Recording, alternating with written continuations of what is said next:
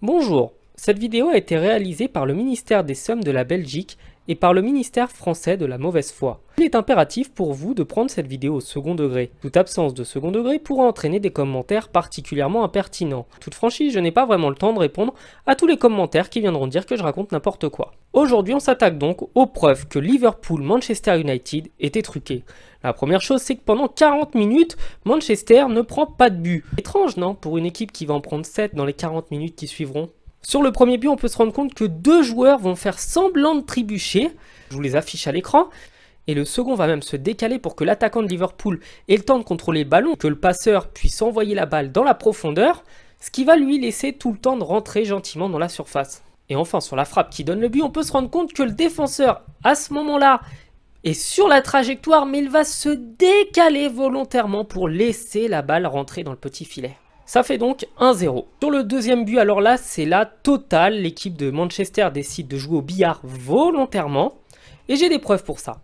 Comme vous le voyez, le premier va se mettre au sol, un grand classique de la première mi-temps. Puis la balle va être récupérée par le milieu de Manchester qui va s'empresser de la remettre dans les pieds de Fabinho. Ensuite, toute la défense de Manchester va se coller sur une ligne de 5 mètres pour permettre à Mo Salah et au numéro 19 d'avoir tout le temps de contrôler le ballon, chose qu'aucune défense au monde ne ferait de manière naturelle. Puis le centre de Mohamed Salah est particulièrement mauvais, c'est un centre facile à récupérer pour n'importe quel défenseur, mais ce dernier va exprès renvoyer la balle sur le numéro 19 qui va frapper complètement au hasard, avant qu'un joueur de Manchester ne détourne la balle dans ses propres filets, alors que la tête de l'attaquant de Liverpool était hors cadre. Et ça fait 2-0. 49e minute, contre-attaque. La défense de Manchester est complètement à la ramasse, il n'y a aucun alignement.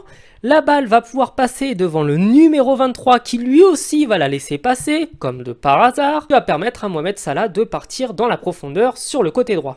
Évidemment, vous noterez qu'aucun des coéquipiers de Manchester ne vient aider. Vous remarquerez qu'on se retrouve donc dans une situation de 3 contre 3 pour les attaquants de Liverpool. Grand classique, vous le connaissez maintenant, la fameuse glissade pour permettre à l'attaquant de passer. Du coup, petite passe en profondeur. En même temps, De Gea va rester sur sa ligne.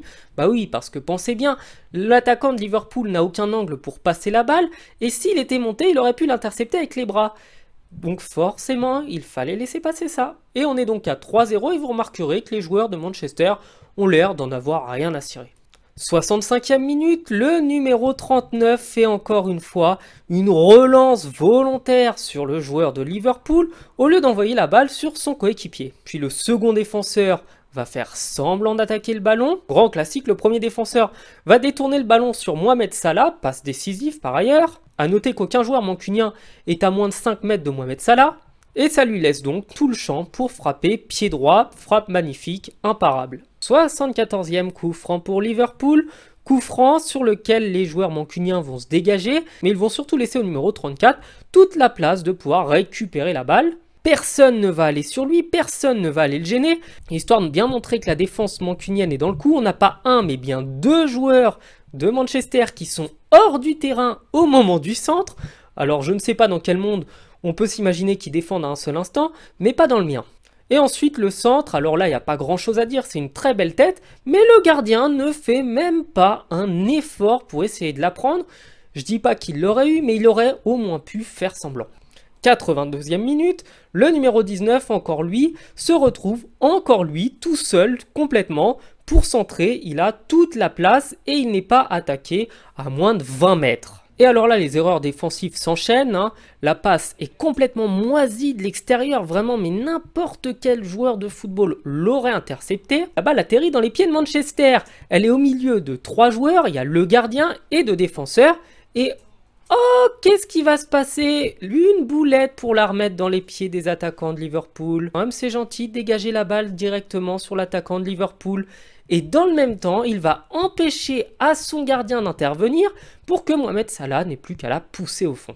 Et enfin, la 87e minute, encore une fois, les attaquants de Manchester font n'importe quoi. À noter qu'il y a 2 ballons sur le terrain et que le but aurait dû être invalidé parce qu'avec 2 ballons sur un terrain, on ne peut pas jouer au football. Mais ça, évidemment, l'arbitre aussi était dans le coup après tout. Et encore une fois, une passe en profondeur complètement foireuse. Mais oh, comme de par hasard, les défenseurs ne peuvent pas intervenir. Et oh, comme de par hasard, De Gea qui reste encore sur sa ligne. Comme c'est ballot. C'est vraiment étonnant. Oh, comme par hasard, le défenseur sur qui on tire va envoyer la balle dans ses cages au lieu de dégager. C'est quand même étonnant, non? Enfin voilà, ça fait donc 7 buts à 0 et il n'y en a pas un seul sur lequel la situation n'est pas contestable. Tous les buts semblent bidons et je pense que Manchester était dans le coup. Je vous souhaite donc de passer une bonne journée, je vous dis à bientôt sur la chaîne pour de nouvelles analyses de matchs truqués. Ciao!